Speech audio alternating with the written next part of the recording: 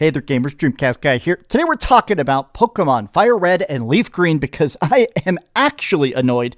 They finally brought back the games I have been begging for, but in the laziest, most overpriced, most scraping the bottom of the barrel way possible. This is absolutely pathetic. Nintendo makes trillions of dollars, it feels like, and always finds a way to just screw over the most diehard fans. It just baffles me every single time. But let's talk about Fire Red and Leaf Green, because even though I did buy it, I'll admit I bought this for $20. I'm so tempted. I wish I could get a refund, because this, to me, it's worth $5 at most. Let's talk. Hi, hope you're having a great day. If you could please give this video a like and subscribe if you haven't already. Now, let me explain specifically why it is so many fans are incredibly pissed. And a lot of it comes down to the fact that this is just a ROM. It's straight up just the original game ported to the Nintendo Switch. You can play it on Switch 1 or the Switch 2. It is the laziest version of the game. This does not have any sort of online play. We're going to talk more about that in a second. No online trading. You can only trade with other people that are physically within eyesight, which means that trading Pokemon pretty much out. None of the actual stuff, no changes, no filters, no save states, no fast forward, no rewind. Now, why would I mention off that specific list? Why does it feel like that's so, I don't know, obvious? It's because those are all features that exist in every other Nintendo Switch Online game, every other retro game. Part of the appeal of Nintendo Switch Online, I bought this actual thing right here, this Switch Lite. I bought this just to play Game Boy Advance games. And I've talked about that. I am utterly obsessed with the original Game Boy Advance. I actually still have. This is my custom Game Boy Advance that's Pokemon themed. And you can see I'm even playing Pokemon Fire Red on it right now. I love the OG Pokemons. And I bought this so I could play retro games in a nice still handheld factor. And you know what you get with every other Game Boy Advance game? Filters, save states. You can literally instantly rewind. Literally right here, I can rewind my gameplay. Easy peasy. This is the best way to play Game Boy Advance games. They look great. They are great. None of that exists at all. Now, why would that be so incredibly annoying? Maybe it's because, I don't know, if I'm paying so much, this one game, just one copy of Fire Red, costs as much as an entire year of Nintendo Switch Online. But let's also just talk about the fact that this is not a package deal. It's not like you're buying Pokemon Leaf Green and Fire Red together for $20. It's $20 each. Oh yeah, it's $20 per language. You know when you buy a game and you turn it on and say, oh, I want to play it in French. I want to play it in Spanish. I want to play it in English.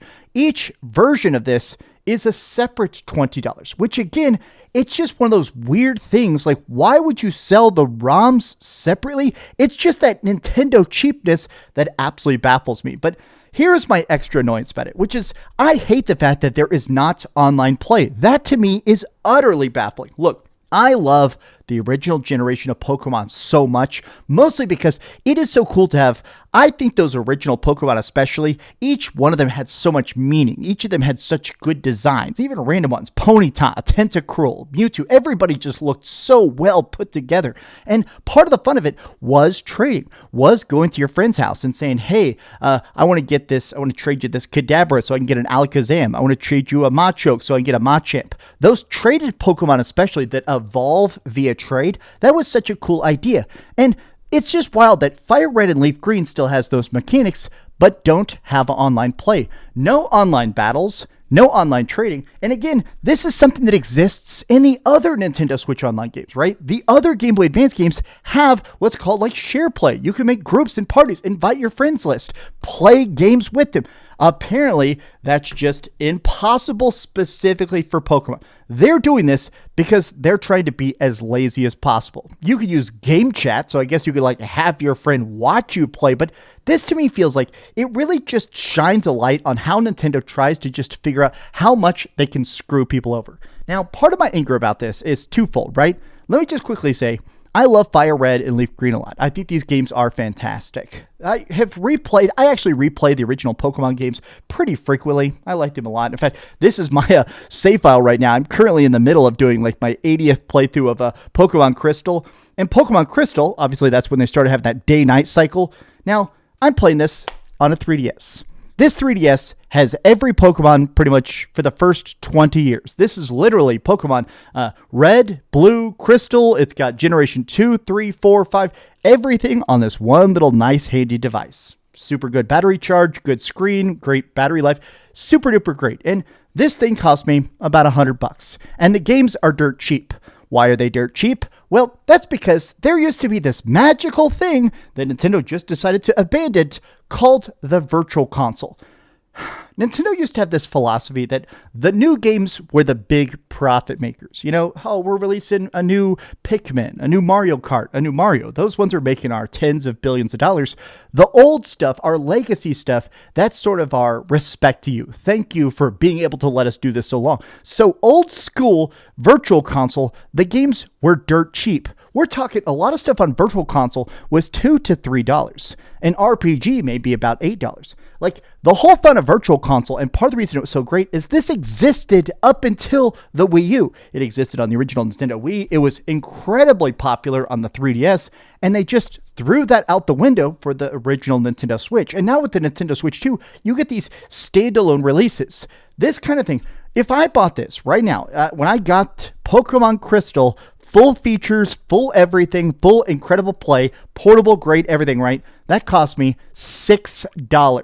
$6. 1/3 the cost of this version here, which has absolutely no upgrades. Not even a filter, not even a retro filter like every other thing has on the Nintendo Switch GBA console, right?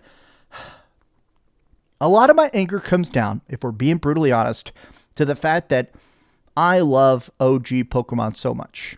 I love Pokemon Generation 1, Generation 2, and Generation 3 is really good too, but still, the original Gen 1, Gen 2 are just so near and dear to my heart. They're important. They're great. They're inspirational to me. They're the stuff that kept me running batteries dead over and over and over again.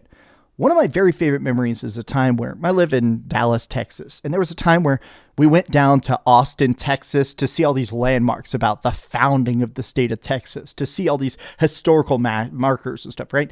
And I remember playing through the original Elite Four, and I spent the whole trip in the car beating the Elite Four instead of looking out the window at all this cool, like, historic landmarks. And I remember my parents saying, "You're going to regret this when you get older. You're going to regret not seeing all this history." And I still had so much fun. I look back so fondly about beating the Elite Four for the first time ever in that back seat and trying not to cheer and like distract my parents from their stupid history drive, right? The original games are so tight, they're so fun, they're so impactful. Bringing them back in a way that's so disrespectful, to me, it blows my mind. Online trading could have made this generational, giving us an ability to battle online or transfer these Pokemon to something. That could have been generational. Let us at least connect it to Nintendo Switch Online and play this version of these games and play them in those versions of Pokemon Stadium. Something. The fact that there is no updated features means this go from an epic, great day of celebration for Nintendo fans to a wet fart in the wind. Another Nintendo cash grab. Thanks so much for watching this video. If you could please give this video a like, subscribe if you haven't already, and please keep dreaming. And if you're super happy about it, tell me why it's good to get these overpriced games for a 15th time. Thanks so much for watching that video. If you want to see something else, you can always click this link to see what I put up last, or, subscribe and see what's coming up next. Also, I promise that whatever I do, it'll try not to suck.